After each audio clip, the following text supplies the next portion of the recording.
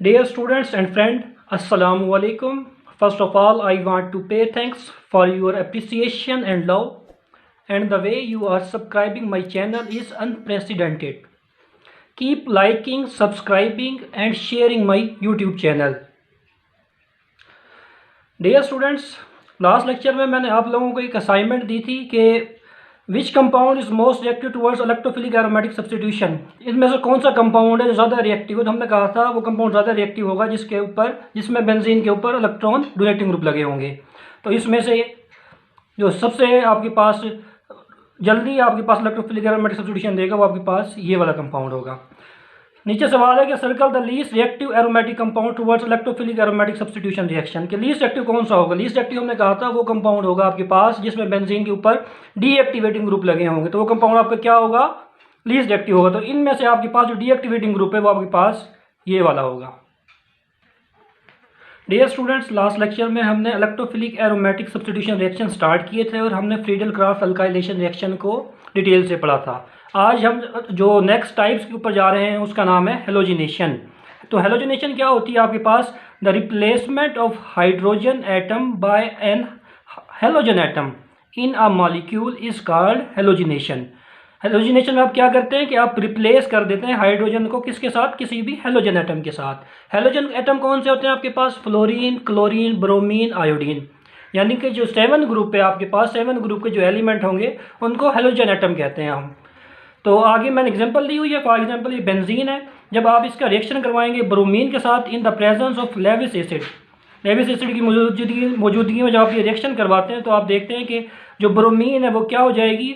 वो हाइड्रोजन के साथ सब्स्टिट्यूट हो जाएगी। इस हाइड्रोजन को क्या कर देगी? रिप्लेस कर देगी। तो आपके पास जो प्रोडक्ट बनेगा आपके पास वो क्या बनेगा?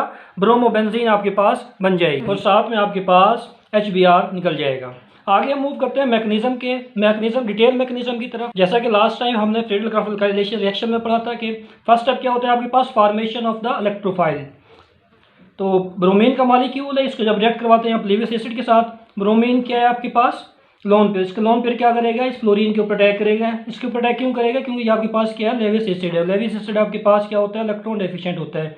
तो आपके पास ये वाली डाइपोलर स्पीशीज बन जाएगी। उसके बाद जो ये वाला बॉन्ड है यहाँ से यहाँ शिफ्ट होगा तो आपके पास क्या हो जाएगी?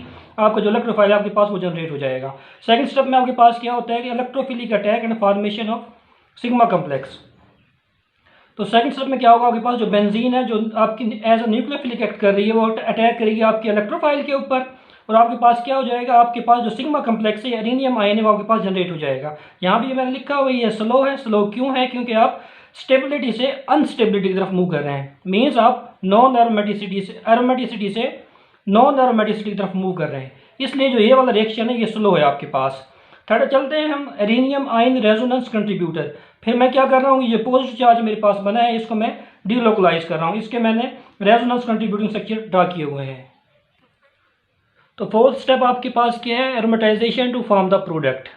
इसमें क्या होगा? आपके पास जो ये वाली स्पीशी है जो ब्रोमीन का लोन पेयर है वो अटैक करेगा हाइड्रोजन के ऊपर। ये बॉन्ड यहाँ से यहाँ जाएगा आपके पास और आपके पास क्या बन जाएगी? ब्रोमोबेंजीन बन जाएगी।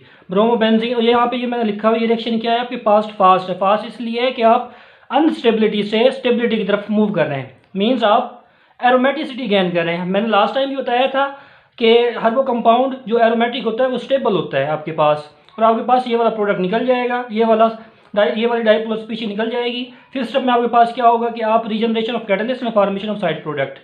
फिफ्थ स्टेप में आप अपने जो कैटलिस्ट है उसको आप रीजनरेट करेंगे। ये बॉन्ड यहाँ से यहाँ शिफ्ट होगा तो आपके पास आपका कैटलिस्ट रीजनरेट हो जाएगा और आपके पास HBr निकल जाएगा। आगे हम डिस्कस करते हैं कि पर्पज़ क्या है ऑफ यूजिंग कैटलिस्ट। आपने जो कैटलिस्ट यहाँ पे यूज़ किया, लेविस एसिड यूज़ किया है, उसका पर्पज़ क्या है यहाँ पे? मैंने लास्ट टाइम भी बताया था। कैटलिस्ट वो क्या करता है? वो इन्हांस कर देता है इलेक्ट्रोफिलिसिटी ऑफ इलेक्ट्रोफाइल को। जितनी आपकी इलेक्ट्रोफिलिटी ज़्यादा होगी इलेक्ट्रोफाइल की तो आपके पास जो हेलोजिनेशन रिएक्शन है वो क्या होगा? आपके पास फास्ट होगा, वो प्रमोट हो जाएगा, वो जल्दी हो जाएगा आपके पास। अगर आप इस रिएक्शन में कैटलिस्ट नहीं डालेंगे तो आपके पास जो हेलोजिनेशन रिएक्शन है वो आपके पास नहीं होगा। जैसा कि मैंने एग्जांपल दी हुई है, ब्रोमीन रिएक्शन करवाएं क्लोरीन के साथ in the absence of Lewis acid तो आपके पास कोई रिएक्शन नहीं होगा। जब आप बेंजीन का रिएक्ट करवाते हैं क्लोरीन के साथ in the presence of Lewis acid तो आपके पास क्या बन जाती है? क्लोरोबेंजीन बन जाती है और आपके पास हाइड्रोक्लोरिक एसिड निकल जाता है। यहाँ पे एक चीज़ बताने की है कि जो FeCl3 जो लेविस एसिड आप जनरेट कर रहे हैं ये आप इन सिटू करते हैं। इन सिटू क्यों करते हैं इसको मैं आगे जाके थोड़ा सा एक्सप्लेन करूँगा। Bromination and chlorination can easily be done by the method described above. जो मैकेनिज्म मैंने पहले आपको डिलीवर किया है उसके तहत आप ब्रोमिनेशन और क्लोरिनेशन तो ईजिली से कर सकते हैं, लेकिन जो आपके पास फ्लोरिनेशन है या आयोडीनेशन है वो डिफ़िकल्ट हो जाती हैं। तो इसलिए हम आगे पढ़ेंगे what are the limitations of halogenation, कि हेलोजिनेशन की क्या लिमिटेशंस हैं उनको हम डिस्कस करेंगे। जो फर्स्ट वन आपके पास लिमिटेशन है वो है कि fluorination of benzene is difficult. जो फ्लोरिनेशन होती है बेंजीन की वो डिफ़िकल्ट होती है। वो डिफ़िकल्ट क्यों होती है? Fluorine is the most electrophilic and highly reactive species. जो फ्लोरीन है आपके पास वो क्या है, सबसे इलेक्ट्रोफिलिक है। थोड़ा सा इधर देखें आप, यहाँ मैंने लिखा हुआ है जो फ्लोरीन है उसकी इलेक्ट्रोनेगेटिविटी 4 है। जितनी जिस कंपाउंड की इलेक्ट्रोनेगेटिविटी ज़्यादा होगी उतनी उसकी इलेक्ट्रोफिलिसिटी क्या होगी, ज़्यादा होगी, उतना ही उसका जो रेट ऑफ रिएक्शन है आपके पास वो क्या हो जाएगा, वो ज़्यादा हो जाएगा। इसीलिए वो कह रहा है कि जो फ्लोरीन है so its reaction are highly exothermic, इसलिए इसके रिएक्शन क्या होंगे, एक्सोथर्मिक होंगे, मतलब हीट ज़्यादा इवॉल्व होगी आपके पास, एंड एक्सप्लोसिव होंगे आपके पास। The reaction can not be controlled, इस रिएक्शन को आप कंट्रोल नहीं कर सकते। मतलब आपने बेंजीन ली है, उसके अंदर आपने फ्लोरीन डाल दिया है in the presence of Lewis acid, तो आपके पास फ्लोरोबेंजीन नहीं बनेगी, बल्कि आपके पास क्या हो जाएगी, पॉलीफ्लोरिनेटेड प्रोडक्ट्स आपके पास बन जाएंगे। तो इसका अल्टरनेटिव अप्रोच क्या है फ्लोरिनेशन के लिए? एक रिएक्शन है आपके पास बाल्स-शेमन रिएक्शन। इसमें क्या होता है आपके पास, आप एनिलीन लेते हैं, उसका रिएक्शन करवा देते हैं आप नाइट्रस एसिड के साथ और फ्लोरोबोरिक एसिड के साथ, तो आपके पास क्या जनरेट होती है, आपके पास डायज़ोनियम जनरेट हो जाता है आपके पास। उसको आप फर्दर हीट करते हैं तो आपके पास क्या हो जाती है, आपके पास फ्लोरोबेंजीन प्रोडक्ट आपके पास बन जाता है। यहाँ पे जो मैंने लिखा हुआ है कि आपके पास जितनी इलेक्ट्रोनेगेटिविटी, मतलब यहाँ पे फ्लोरीन जिसकी इलेक्ट्रोनेगेटिविटी ज़्यादा है इसकी इलेक्ट्रोफिलिसिटी सबसे ज़्यादा है। जो आयोडीन है आपके पास उसकी आपके पास जो इलेक्ट्रोनेगेटिविटी है वो सबसे कम है इधर, और इसकी इलेक्ट्रोफिलिसिटी भी क्या होगी, इसकी कम होगी। तो जो आयोडीन है आपके पास उसकी भी आयोडीनेशन आपके पास क्या हो जाएगी, डिफिकल्ट हो जाएगी। तो iodination of benzene is difficult, iodine is least electrophilic and iodination is an endothermic process. मतलब आपने अब इस रिएक्शन को अगर करना है in the presence of Lewis acid तो आपको क्या करना पड़ेगा, आपको 12 किलो जाउल पर मोल ऑफ एनर्जी आपको देनी पड़ेगी इस रिएक्शन को करने के लिए।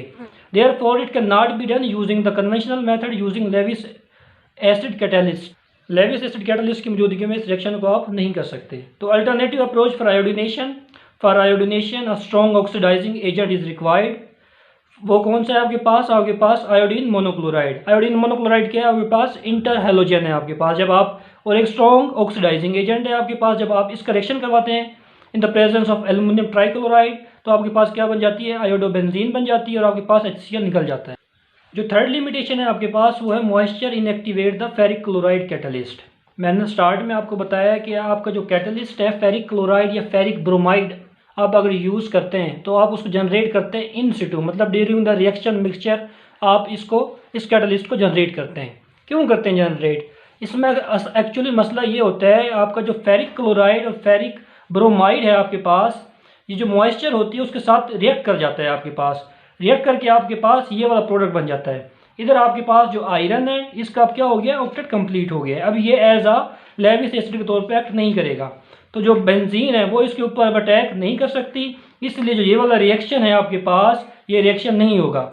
इसलिए आप क्या करते हैं, तो सोल्यूशन क्या है इसका, to avoid this problem ferric chloride and ferric bromide are generated in situ from iron filling and bromine. तो आप क्या करते हैं, अपने कैटलिस्ट को जनरेट करते हैं इन सिटू ड्यूरिंग रिएक्शन मिक्सचर, ताकि उसका कोई भी रिएक्शन ना हो मॉइस्चर्स के साथ, और आपका कैटलिस्ट क्या हो जाएगा, इनएक्टिवेट हो जाएगा। तो डियर स्टूडेंट्स, अगले लेक्चर में हम इसकी मज़ीद एग्जांपल्स को लेके डिस्कस करेंगे कि ये जो सवाल है आपके पास पेपर में किस तरह पूछा जा सकता है, और मैं अगले लेक्चर में आपको कुछ ट्रिक्स बताऊंगा कि किस तरह इन प्रॉब्लम्स को आप सॉल्व कर सकते हैं।